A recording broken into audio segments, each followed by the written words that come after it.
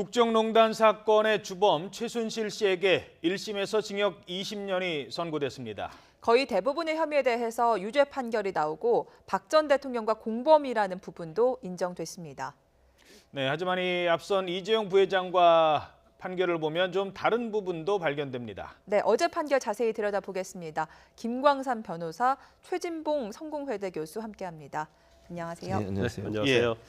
자, 일단 중형 20년, 상당히 중형이 선고된 거라고 봐야 되겠죠? 네, 중형이 선고된 거라고 볼 수 있죠. 또 검찰의 구형이 25년형이었잖아요. 예. 그런데 거의 뭐 25년에는 좀 못 미쳤지만 그 20년이면 뭐 상당히 중환형이다 이렇게 볼 수 있겠는데 그 원인은 이제 여러 가지 볼 수 있습니다. 일단 범죄 사실이 굉장히 많죠. 그리고 이제 크게 나누면 직권남용, 강요 그리고 뇌물로 볼 수가 있는데 직권남용이나 강요 자체는 권력을 가진 자가 어떤 갑질행위라고 볼 수 있는 거거든요. 예. 그래서 이런 부분이 유죄로 인정됐을 때는 이제 죄질이 좀 안 좋다고 볼 수 있고 또 뇌물 부분에 있어서도 이제 상당 부분이 유죄가 됐어요. 그래서 더한 거 이제 중형이 나왔던 이유 중에 하나가 제가 볼 때는 최순실 씨 같은 경우는 굉장히 분명하게 이제 본인이 한 행위가 다 인정이 되거든요. 여러 가지로. 근데 그것까지 다 부인을 하고 있고 이 모든 것을 마치 뭐 회사 설립 블루케이랄지 뭐 재단과 관련된 것도 뭐 고영태나 차은택에게 다 핑계를 댔거든요. 그래서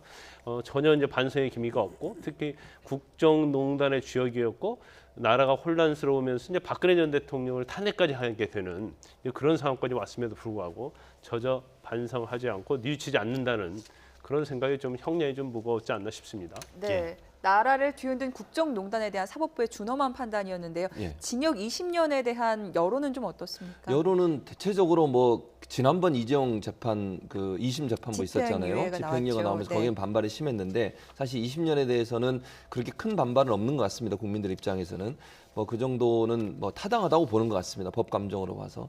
또 이제 최순실 같은 경우에는 지금 여러 가지 18개 혐의가 지금 다 유죄로 판결된 거 아니겠습니까? 그런 차원에서 보면 국민들 입장에서 사실 어떤 분들은 또 20년보다 더 받아야 된다고 생각하시는 분도 있지만 20년 자체가 중형이고 현재 최순실 씨의 나이를 보면 상당히 무거운 죄가 분명한 것 같고요.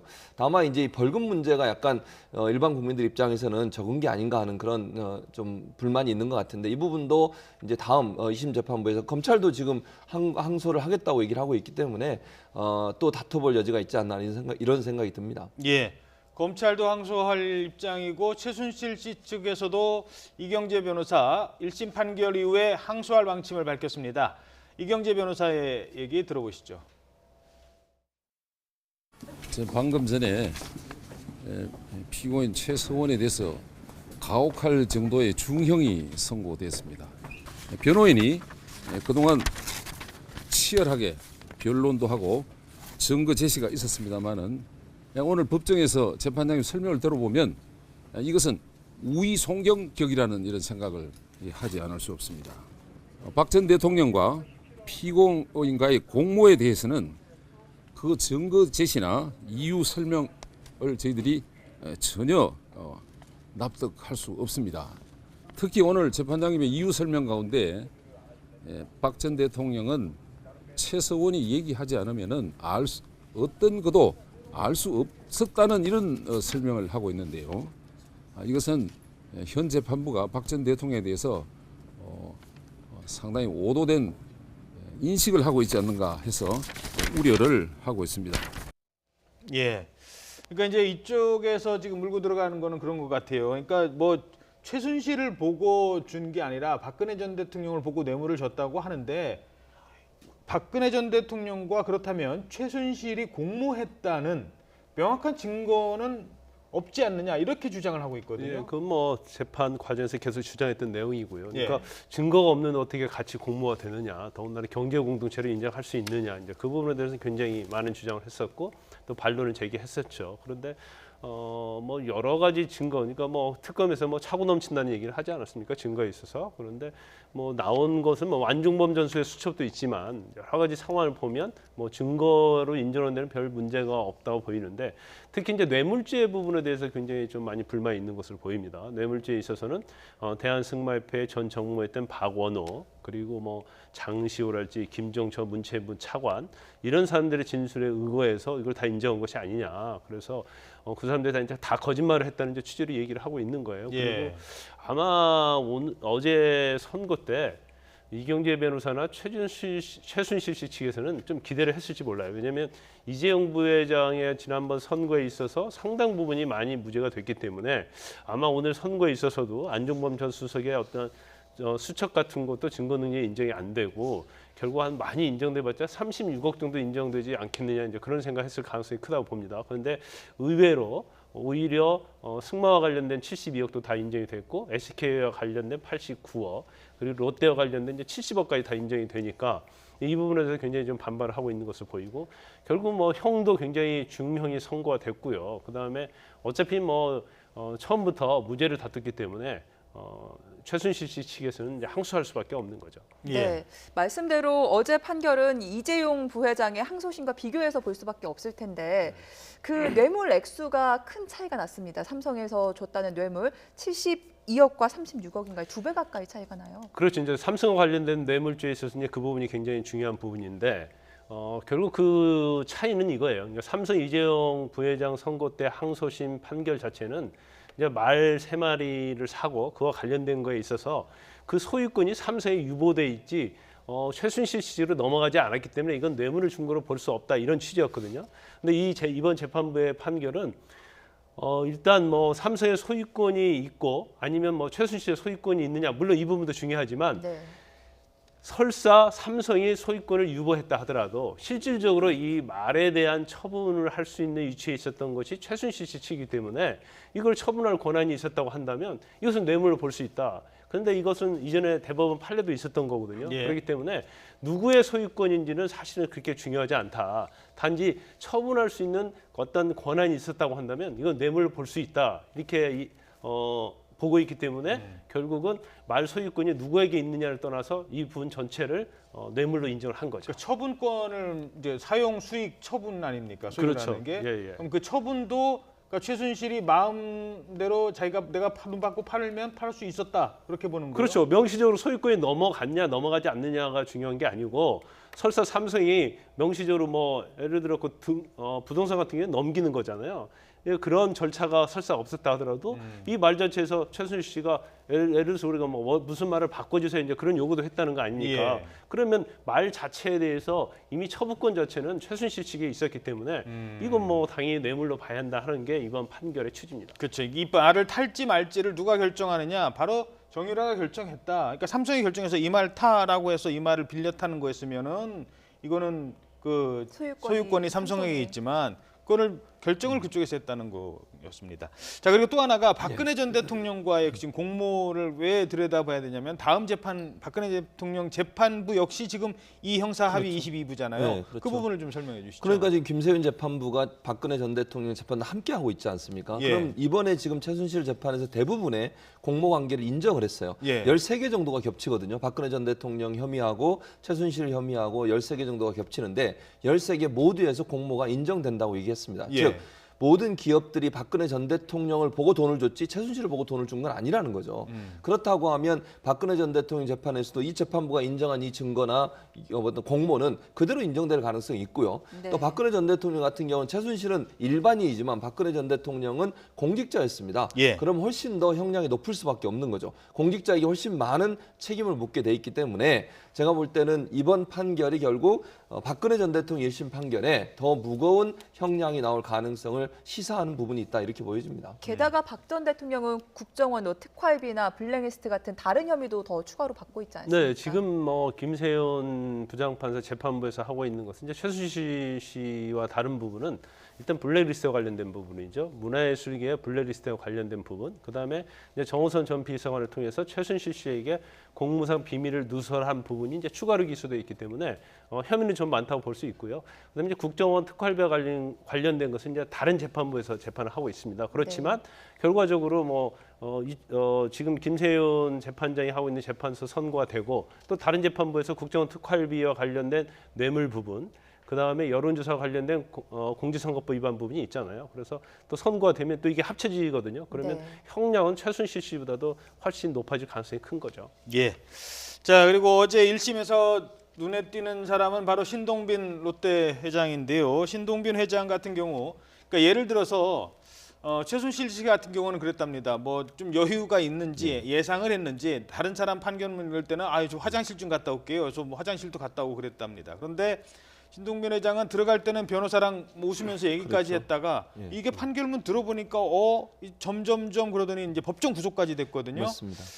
이재용과 신동빈 어떤 차이점이 있었던 겁니까? 지금 이제 방금 지적하신 것처럼 신동빈 회장이 그렇게 여유 있게 들어갈 수 있었던 것은 이재용 재판 2심 재판부의 판결 때문에 그랬어요. 예. 네. 그러니까 강요에 의해서 어쩔 수 없이 돈을 줬다는 거 아닙니까? 그래서 이재용 재판의 2심 재판부 같은 경우에는 강요에 의해서 돈을 준 것은 뇌물로 보지 않고 죄가 없다 이렇게 뇌물로는 보지만 죄가 없다 이렇게 얘기한 거 아니겠습니까? 예. 그렇다고 하면 신동빈 회장 입장에서 본인도 지금 그렇게 주장하는 거 아닙니까? 자기도 어쩔 수 없이 강압에 의해서 돈을 준 거지 내가 무슨 청탁을 요구하고 준 건 없다라고 얘기를 했는데 어제 재판은 뭐라고 얘기했냐면 명시적 묵시적으로 그 면세점 허가권에 대한 청탁이 있었고 그 청탁의 대가로 돈을 줘서 다시 돌려받았다 이렇게 판결을 내린 것이죠. 그러니까 김세윤 재판부 같은 경우는 명시적 묵시적 어떤 청탁이라는 부분을 인정했다고 하면 이재용 재판부 같은 경우 물론 증거가 약간 차이가 있어요. 무슨 말이냐면 안종범 전 수석이 뭐라고 얘기했냐면 롯데는 면세점 관련해서 청탁을 했다라는 증언을 했습니다. 진술을. 예.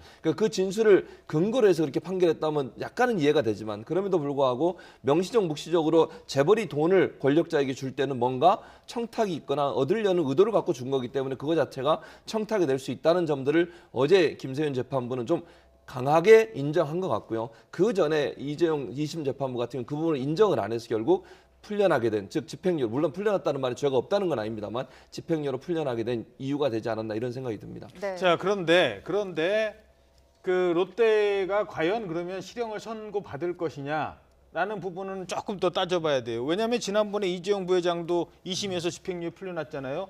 2년 6개월 요거 집행유예 줄 수 있는 형량이잖아요. 네.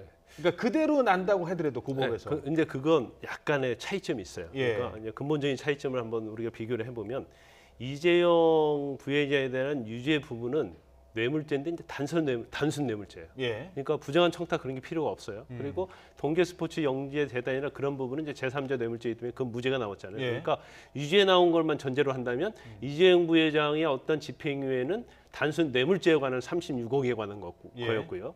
그런데 신동빈 회장 같은 경우에는 제3자 뇌물죄예요. 그 제3자 뇌물죄인데 금액은 70억이단 말이에요. 예. 금액은 높죠. 하지만 결국은 돌려받았어요. 그래서 단순 뇌물죄 이재용 부회장과 관련된 단순 뇌물죄에서는 부정한 청탁이 필요가 없습니다. 요건상. 그렇지만 제3자 뇌물죄에서는 부정한 청탁이 필요하잖아요. 그래서 신동빈 회장 같은 경우에는 면허와 관련된 그 면세점과 관련된 부분에 있어서는 부정한 청탁이 있었다고 보는 거죠. 그러니까 예. 죄면과 적용 목적은 다른 면이 있어요. 그런데 이제 그렇다 하더라도 이제 우리가 본질적으로 딱 보면 이재용 부회장은 뭐 36억인데 뭐 물론 부정한 청탁이 없었다고 하는 점에 좀 뭐 가점을 줘서 집행유예 했다고 봐요. 그렇지만 이쪽 이제 70억이지만 돌려받았잖아요. 그래서 묵시적인 어떤 부정한 청탁이 있었다고 보고 있거든요. 그런데 그럼 형량에 있어서 과연 이게 이재용 부회장과 같은 형평성에 맞느냐 이제 그런 얘기가 될 수 있는 거죠. 예. 그래서 아마 그 돈도 뭐 70억 다시 돌려받았고 본인의 입장에서는 이제 면세점에 부정한 청탁도 하지 않았다고 생각하기 때문에 굉장히 무혐의는 아니더라도 유죄가 난다 하더라도 집행유예 날 것이라는 굉장히 기대감을 가지고 갔을 겁니다. 신동빈 회장 입장에서는. 그리고 사실 본인이 대한스키협회 협회장으로서 평창올림픽 가서 지금 굉장히 봉사 많이 했고 그리고 네. 또 언론을 통해서도 오늘 선고가 받고 다시 평창으로 달려갈 거라는 얘기를 했어요. 만찬까지 준비하고 그렇죠. 있었다고 그 얘기 하더라고요. 자체는 네. 굉장히 집행유예 나올 거라는 걸 확신하고 간 거죠. 그런데 거기에서 이제 실형을 선고받고 이제 법정 구속이 됐기 때문에 이제 신동빈 회장 측에서는 이재용 부회장과 판결을 좀 비교하면서 우리한테는 너무 가혹한 것이 아니냐 이제 그런 글쎄요. 생각을 예. 가질 수는 있죠. 그런데 제가 지금 말씀드리는 건 제가 너무 앞서가는 건지 모르겠습니다만 재벌 총수 중에 이번 최순실 국정농단 사건과 관련해서 정말 실형을 제대로 산 사람이 있습니까?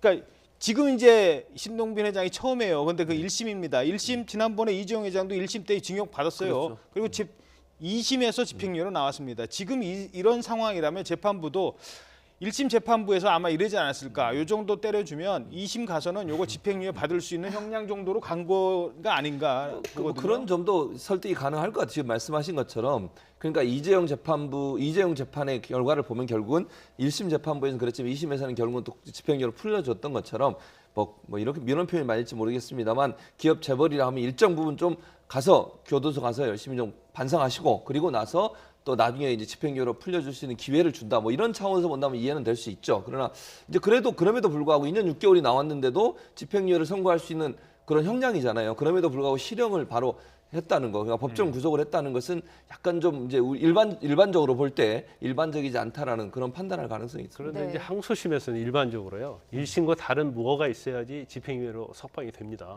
그래서 형을 감경한다랄지 아니면 뭐 형량을 대폭 낮추려고 하면 어떤 명분이 있어야 하거든요. 예. 근데 이재용 부회장 같은 경우는 항소심에서 1심에서 유죄로 됐던 70억 중에서 36억이 떨어져 떨어져 나갔잖아요. 나갔죠. 뇌물이. 그렇기 때문에 물론 36억이나 뇌물을 줬음에도 불구하고 집행유예라는 너무 경한 형을 선고했다는 거에서는 비난이 좀 많이 있긴 하지만 그래도 집행유예를 할 수 있는 명분이 있는 거예요. 그렇지만 신동빈 회장 같은 경우 항소심에 갔는데 뭐 무죄가 된다든지 아니면 일부가 뭐 무죄 아니면 또 다른 특별한 사정이 있어야만이 집행유예를 선고할 수 있는 상황이거든요. 그래서 그 부분은 이제 항소심에서 어떻게 잘 변론을 하면서 이걸 만들어 가느냐에 따라서 이제 선고 결과가 달라질 수 있습니다. 네, 예. 뭐 이재용 재판도 그렇고 최순실 재판도 동전의 양면 같은 거고 또 이재용 부회장과 또 롯데 신동빈그룹 회장의 재판도 비슷한 부분이 많은데 이렇게 사법부 판결이 롤러코스터로 나오면서 이거 국민들이 좀 물론 견해는 다를 수 예. 있지만 이런 신뢰를 할 수 있을까라는 의견들도 있거든요. 그러니까요. 사법부가 이렇게 거의 비슷한 사안이라고 볼 수 있는데 일반인들이 볼 때는 그런 사안에서 전혀 다른 판결을 내린다고 하면 예를 들면 아까 지금 뭐 김광석 변호사님 지적해 주셨습니다만 뇌물 문제도 그렇잖아요. 뇌물 받은 액수도 달라졌죠. 말의 소유권을 누구로 갈 거냐가 달라졌죠. 네. 안종범 수첩에 대해서 간접 증거로 인용을 할 거냐 안 할 거냐 전혀 다른 판결을 내렸어요. 그렇다고 하면 국민들이 볼 때는 사법부의 판단에 대해서 약간 의심을 가질 수밖에 없는 구조다. 물론 뭐 단독으로 1심이든 2심이든 판결을 하고 재판장의 개인적인 어떤 판결이니까 거기에 대해서 비판할 수는 없겠지만 그럼에도 불구하고 사법부가 어떤 룰이랄까요? 아니면 규정이랄까요? 아니면 어떤 공통된 어떤 하나의 가이드라인을 좀 만들 필요는 있을 것 같아요. 이 정도 범죄면 이 정도 예를 들면 형량을 내린다. 이 정도면 증거로 받아들인다 안 받는다. 이런 것들이 명확하지 않기 때문에 국민들이 볼 때는 다른 판결이 나온 것에 대해서 사법부의 어떤 뭐랄까요? 객관성 이런 부분에 있어 의심을 가질 수 있는 요소가 된다고 보여집니다. 예. 네. 자, 뭐 이렇게 같은 사안을 두고 재판부의 판단이 다르기 때문에 앞으로 대법원이 정말 중요할 것 같습니다. 검찰은 이재용 부회장에 대해서 대법원 항고 계획을 밝혔는데요. 자, 일각에서는 죄가 좀 중하게 나올 것이다 이런 얘기도 나오고 있죠. 네, 뭐 파기환송될 가능성도 있다. 이재용 부회장의 재판에 대해서 이런 얘기도 나오고 있습니다. 더불어민주당 박범계 의원의 주장인데요. 인터뷰 내용 함께 들어보시죠. 김세현 재판부의 판결은 의미가 있습니다. 72억을 내 단순 뇌물수수 인정을 했죠. 네. 그 얘기는 거꾸로 정영식 재판부는 36억의 코어 스포츠에 들어간 그 용역 대금만 인정을 했고 네.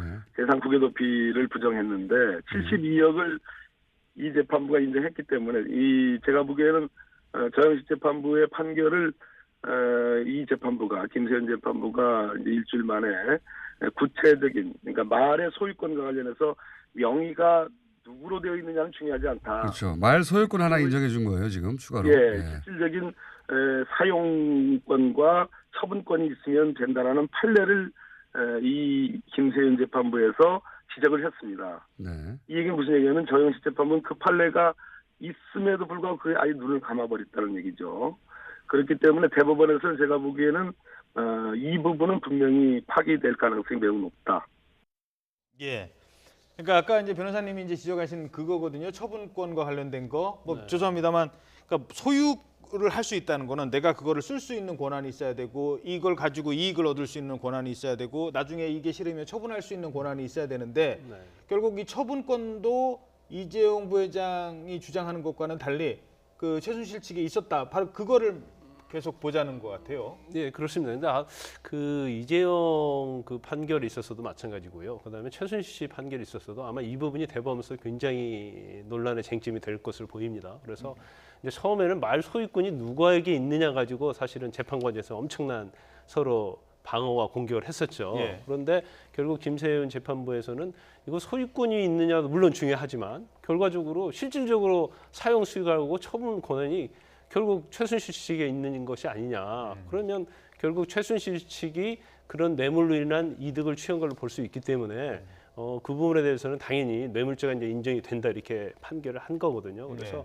이제 안종범 전 수첩의 어떤 증거 능력 자체도 사실은 이재용 부회장의 항소심 판결하고 이제 최순실 씨와 관련된 판결이 좀 엇갈렸잖아요. 그래서 제가 볼 때는 지금 제일 중요한 부분 중에 특히 대법원에서 물론 여러 가지 논점이 있고 다투어지겠지만 제일 중요한 부분 중에 하나가 바로 이 말의 소유권과 소유권이 넘어갔냐 넘어가지 않았냐 부분 그리고 그게 뇌물로 되느냐 이 부분이 제일 중요한 부분이 한 부분이 될 것이고 이제 안종범 전 수석의 수첩이 과연 이게 증거 능력으로서 쓸 수가 있느냐 없느냐 이제 그 부분도 가장 중요한 쟁점이 되기 때문에 두 부분에 대해서 대법원의 의견이 조금이라도 다르면 이게 사실 파기환송될 수 있죠. 더군다나 이재용 부회장과 관련된 부분에 있어서는 항소심에서 집행유예를 받았는데 만약에 말 소유권과 관련된 부분에 있어서 지금 어제 선고한 김세윤 재판부의 그러한 의견이 대법원서 그대로 인용이 된다고 한다면 파기환송되고 이재용 부회장은 또 형량이 또 바뀌어질 가능성도 상당히 있어 보입니다.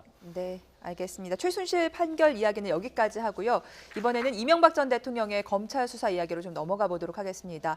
평창 동계올림픽 기간에도 이명박 전 대통령에 대한 수사는 계속되고 있는데 그렇죠. 이명박 전 대통령의 최측근이라고 할 수 있는 장다사로 네. 전 기획관이 영장이 기각이 됐습니다. 그렇죠. 어떤 혐의를 받고 있었죠? 일단 이제 그 특활비를 가지고서 네. 여론조사를 했잖아요. 그러니까 그렇죠. 선거 관련된 여론조사를 했는데 그렇게 되면 결국 특활비를 잘못 사용한 국고 손실의 죄도 있고요. 또 하나는 청와대가 주축이 돼서 여론조사를 했다고 하면 선거법 위반도 혐의가 있는 겁니다. 이 두 가지 혐의를 조사하기 위해서 장다사로 전 기획관을 불렀죠. 이분이 김백준 전 비핵관 후임으로 간 사람이요. 그다음에 그 이명박 전 대통령 형 이상득 전 의원의 보좌관 출신이고요. 그래서 아마 측근 중에 측근을 알려주고 있는데 이 사람을 체포해서 지금 구속을 하려고 했는데 법원에서 구속영장이 기각이 되면서 일단 풀려나게 됐습니다.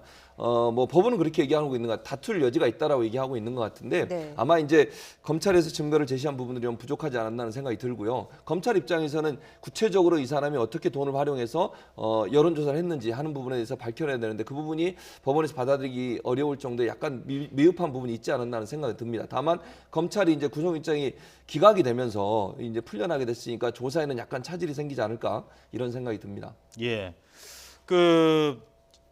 왜 기각이 됐다고 보십니까? 지금 이 가장 핵심적인 인물 가운데 한 사람인데. 일단 이제 이 장다사로는 네.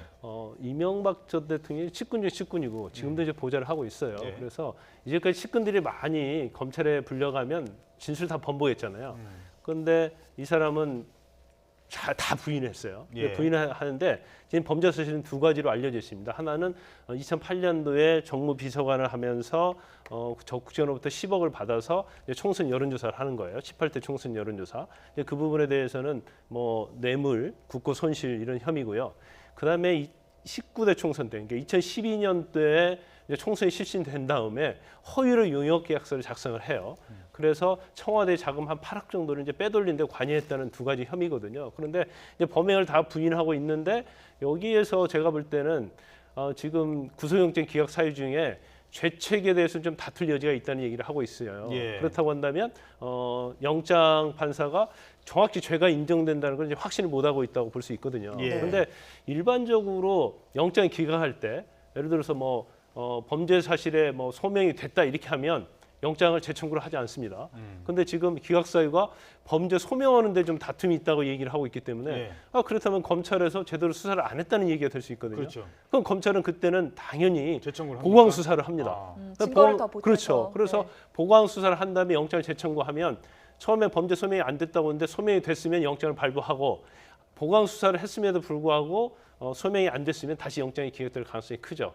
그래서 이제 제가 볼 때는 검찰에서는 뭐 기각 사유를 그대로 받아들이지 않고 아마 재청구할 가능성이 상당히 높다 저는 그렇게 봅니다. 예.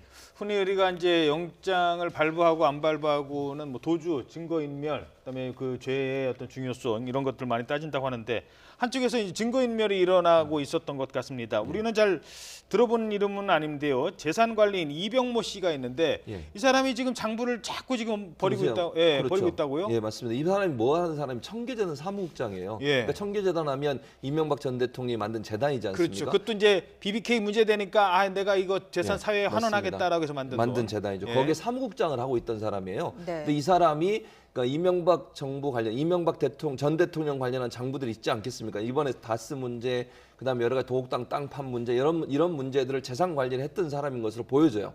그 사람이 갖고 청계재단에 있었으니까 당연히 청계재단에 돈이 들어오고 나가고도 본인이 다 알았겠죠. 그래서 자기가 가지고 있던 장부의 일부를 분쇄기에 집어넣고 이걸 파기하고 있는 상황에서 경찰이 긴급 체포가 된 겁니다. 그러니까 이건 증거인멸이 명확하잖아요. 본인이 갖고 있던 장부의 일부를 증거를 인멸하는 상황에서 체포가 돼서 지금 이제 경찰 조사를 받고 있는 상황이기 때문에 이 사람이 어떻게 또 발언하냐가 중요할 것 같아요. 물론 지금 김광수 변호사도 아까 말씀하셨지만 장다사로나 이 사람 같은 경우는 초기에는 당연히 부인할 겁니다. 그러나 지금 그 경향을 보면요, 이명박 전 대통령 관련 측근들이 초기에는 부인하다가 구속돼서 조사받는 과정에 조금씩 입을 열기 시작합니다. 그거는 결국 뭐 권력이 일정 부분 이제 뭐 어느 정도 사라졌다고 봐야 되지 않겠어요? 이명박 전 대통령 같은 경우에 그런 상황에서 본인이 살기 위해서는 어쩔 수 없이 불어야 되는 상황이 될 것이고, 또 하나는 다른 측근들이 이미 여러 가지 증거들을 가지고서 얘기를 하고 있는 상황이에요. 예를 들면 김백준 전 청와대 기획관 같은 경우는 많은 사실을 지금 얘기하고 있는 것으로 알려지고 있고요. 김희중 전 비서관 같은 경우 부속실장 같은 경우에도 얘기를 하고 있기 때문에 본인들이 얘기 안 한다고 해서 증거가 나오지 않는 상황이 아니라는 거죠. 그런 상황이라고 하면 본인들만 다칠 수 있는 상황에서 계속 입을 닫고 있을 가능성은 낮다. 그런 생각이 듭니다. 또 한 명의 관련 인물에게 구속영장이 청구됐는데 다스 협력업체 대표라고 해요. 이 수천억 원의 비자금을 조성한 혐의를 지금 받고 있는데. 이영배 씨인데요. 이제 네. 금강이 다스의 아주 중요한 협력업체예요. 그런데 거기에서 한 50억 정도를 빼돌려서 이명박 전 대통령에게 준 것이 아니냐 이제 그런 의심을 받고 있거든요. 그래서 네. 그 부분에 대해서 이제 검찰이 수사하고 있고요. 이제 방금 말한 그 이병모 청계재단 사무국장이 그 검찰이 영포 빌딩 압수수색했잖아요. 근데 압수수색을 당시에 문서를 파기하다가 그때 체포가 된 겁니다. 그런데 문서가 여러 가지 있는데 최 교수님께서 말씀하셨는데 그 중에 제일 중요한 것이 장부가 하나 있는데 그 장부가 이명박 전 대통령의 재산을 관리하는 장부가 아니었느냐 이렇게 검찰을 보고 있어요. 왜냐하면 그 장부에 보면 다 나와 있다. 그렇죠. 이상은 씨랄지 처남에 있던 김재정 씨 재산 내역이랄지 그다음에 부동산의 어떤 수입 내역, 매매 내역, 그다음에 그 돈을 어떻게 입출금했는지 이런 것들이 다 기입이 돼 있는데 만약에 이상은 씨가 다스의 최대 주주면 본인 장부는 본인이 가지고 있어야 하고 본인의 재산 내역만 있으면 돼야 하잖아요. 그렇죠. 그런데 다스와 관련된 모든 뭐 부동산 관련할지 지금 남양주의 가평 별장이 이명박 전 대통령의 것이 아니냐 뭐 맞냐에 대해서 논란이 있잖아요. 그러니까 우리가 차명 의혹 있는 재산까지 거기에 다 기입이 돼 있는 거죠. 그렇다 본다면 이것은 굉장히 다스와 관련돼서 중요한 증거임에도 불구하고 이를 폐기하다가 그 자리에서 현장에서 긴급 체포가 된 겁니다. 그리고 아마 지금 알려지기는 지난번 특검 때도 그때는 부인했어요. 그러니까 다스와 관련해서 이명박 전 대통령이 실소유주다가 아니다 부인했는데 이번에 이제 검찰에서는 뭐 진술을 좀 바꿨다는 얘기가 지금 나오고 있습니다. 알겠습니다. 자, 그 정도로 살펴보도록 하고요. 다음은 이제 정치권 소식 살펴보겠습니다. 바른미래당 드디어 이제 바른미래당으로 어제 출범을 했는데 의석수 30석. 원래 그냥 산수로 계산을 하면 뭐 한 40석 이상은 나와야 되는데 많이 의원들이 빠지고 30석. 앞으로 캐스팅 보트를 쥐는 그런 제3당의 역할을 할 수 있을 거라고 보십니까? 의석수로는 30석인데 사실은 그 안에 3명도 지금 비례대표 의원들 같은 경우도 어쩔 수 없이 가 있는 사람들이잖아요. 그렇게 보면 27석이 더 맞다고 보여집니다. 그분들이 보팅할 때 예를 들면 투표를 할 때 과연 그럼 바른미래당의 정당 정책에 맞게 할 거냐 이건 좀 당론에 따를 의문이거든요. 것이냐. 그건 모르는 문제 아니겠습니까? 그런 차원으로 본다면 의석수가 30석이라는 것도 절대적으로 보면 27석이 맞다고 보여지고요. 물론 이제 의석수로는 27석이지만 현안에 대해서는 충돌할 가능성이 저는 있다고 봐요. 왜냐하면 예전에 국민의당이나 바른정당이 전혀 다른 정강 정책을 갖고 있었잖아요. 그렇죠. 이념적으로도 전혀 다른 색깔을 보였고요. 그랬을 때 만약에 어떤 뭐 법안을 처리하는 문제라든지 현안에 대해서 전혀 다른 색깔을 보일 가능성은 저는 가능성이 있다고 보여지거든요. 지금은 현재는 그냥 통합을 했으니까 같이 가는 거지만 강론에 가게 되면 일정 부분 충돌의 여지가 있기 때문에 과연 캐스팅 보트의 역할을 단합된 힘으로 보여줄 거냐 하는 부분은 좀 지켜봐야 된다 이런 생각이 듭니다. 그렇죠. 예를 들어서 뭐 김일성 가면 논란 있는 예. 하트경 의원도 지금 소속돼 있지 않습니까? 그렇죠. 그러면은 그 하트경 의원과 다른 대북 문제 얘기를 할 때 과연 그 얘기가 어떻게 통할 것이냐는 그렇죠. 것도 찾아봐야 그러니까 전혀 되거든요. 다른 생각을 가질 가능성이 있다는 거죠. 예를 들면 햇볕 정책만 해도 그렇습니다. 그러니까 예전에 국민의당 출신들이 갖고 있는 생각과 그다음에 이제 대북 정책에서 압박 정책을 쓸 거냐 아니면 대화와 압박을 병행할 거냐 문제에 있어서도 바른정당과 예전에 바른정당과 국민의당 의원들이 서로 다른 의견을 충돌해 가는 가능성이 있기 때문에 단합된 힘으로 제3당으로서의 캐스팅 보트 역할을 하는 것은 지금 현재로서 속단하기는 어렵다 이런 생각이 듭니다. 네. 예. 그 문제가 되는 비례대표 3인방에 대해서 어떻게 해야 할 것인가에 대한 얘기가 나오고 있는데 바른미래당 안에서는 이런 목소리도 나오고 있습니다. 정병국 의원의 말입니다. 저는 개인적인 입장에서 상당히 처음서부터 변화가 없었다라고 하면 이 소속 국회의원이라고 하면 당의 전체적인 뜻에 따라야 되는 게 맞다고 봐요. 그러나 상황 변화가 있는 상황 속에서 굳이 뜻을 같이 하지 않는 사람을 네. 끌고 가는 것은 맞지 않다. 저는 그렇게 봅니다. 예.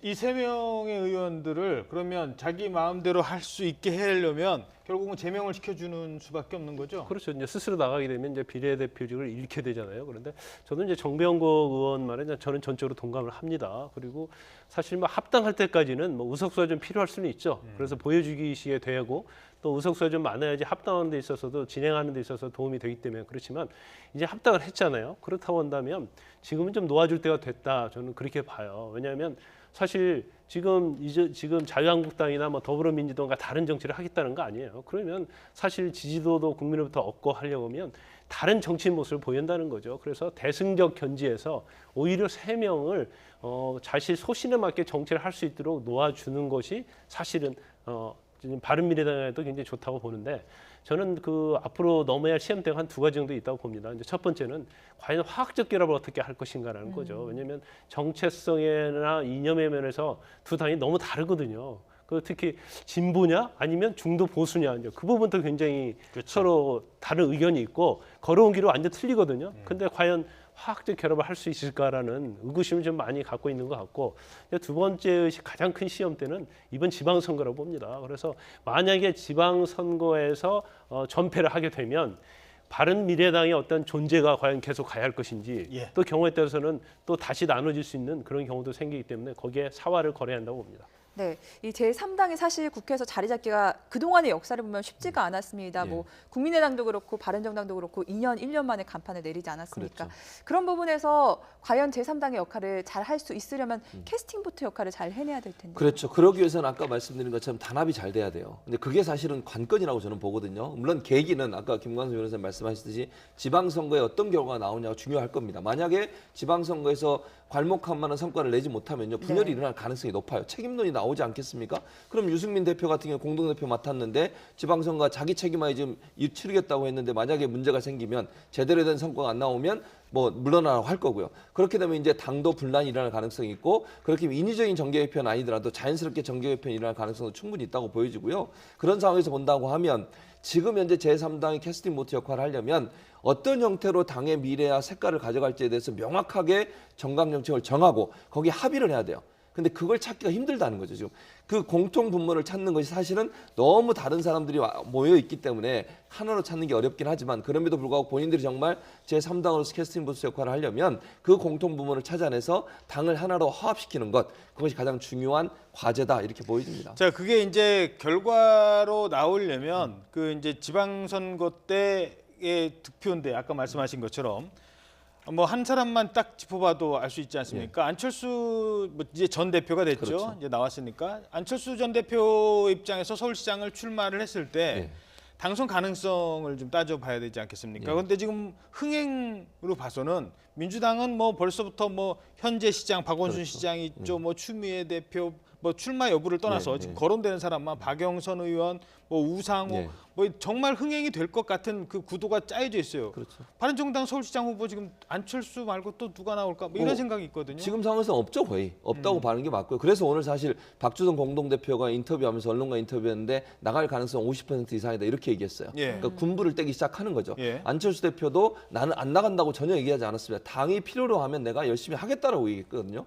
그런 차원에서 본다면 지금 현재 여러 가지를 고려하고 있는 상황이라고 보고요. 저는 개인적으로 나갈 가능성이 높은 쪽에 봅니다. 물론 안철수 대표가 지속적으로 여론의 추이를 볼 겁니다. 그래서 만약에 본인이 절대로 안 될 가능성, 그러니까 될 가능성이 낮다고 하면 접을 가능성이 있어요. 왜냐하면 여기서 실패했을 때 그럼 과연 다음 대권이나 다음의 정치적 행보에 영향을 미칠 가능성이 있지 않겠습니까? 물론 누군가 민주당 후보와 다퉈서 한 1, 2% 차이로 진다고 하면 해볼 만해요. 그거는 지더라도 명분이 있잖아요. 그런데 만약에 현격한 차이가 나는데도 계속 나가서 만약에 본인이 낙선을 했다.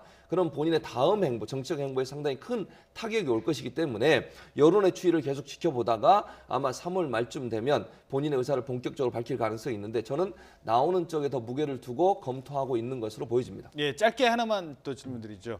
기왕 이제 나온다고 가정을 하고 이건 가정입니다. 예. 나온다고 했을 때 그럼 민주당도 안철수가 상수가 되면 예. 이제 거기에 맞는 후보군들을 그렇죠. 할 때 예. 박원순 시장 입장입니다. 지금 예. 현재는 가장 가능성이 높은 사람 중에 한 사람이 현 시장 박원순 시장 그렇죠. 아니겠습니까? 예. 근데 박원순 시장은 안철수 대표한테 옛날에 진 빚이 있어요. 그렇죠. 그 한번 양보를 했지 않습니까? 예, 그두 사람이 만약에 붙었을 때 민주당 내부에서는 야 그거는 불리할 수도 있지 않느냐 뭐 이런 얘기도 좀 나올 것 같아요. 그런데 저는 그렇지 않다고 봅니다. 왜냐하면 박원순 시장과 안철수 대표는 개인적으로 양보를 한 부분이 있어요. 정치 지형이 많이 바뀌었잖아요, 지금. 예. 그리고 정당의 대표로 나가서 후보로 나가서 지금 뛰고 있는 겁니다. 그런데 정당의 목적과 정당이 달성해야 되는 목표를 완전히 무시하고 본인의 개인적인 어떤 미안함 때문에 양보를 한다? 그건 정당도 받아들일 수 없고요. 지지하는 사람들에도 그런 생각을 할 가능성이 낮습니다. 물론 반대로 얘기하면 안철수 대표를 지지하는 사람, 전 대표를 지지하는 사람은 그런 얘기를 할 수 있겠죠. 그러나 민주당이나 만약 이제 박원순 시장이 후보가 된다고 하면 박원순 시장을 지지하는 사람들은 절대로 그런 생각을 할 가능성은 낮다. 그리고 안철수 전 대표가 예전의 그 모습과 지금의 모습은 다르다고 판단하는 사람들이 많거든요. 그런 차원에서 본다면 예전의 양보가 지금도 유효한 양보가 될 수 있다. 이렇게 볼 가능성은 낮다고 봅니다. 예, 네, 알겠습니다. 알겠습니다. 바른미래당의 첫 시험대는 6.13 지방선거가 될 것 같습니다. 김광삼 변호사, 최진봉 교수였습니다. 감사합니다. 예.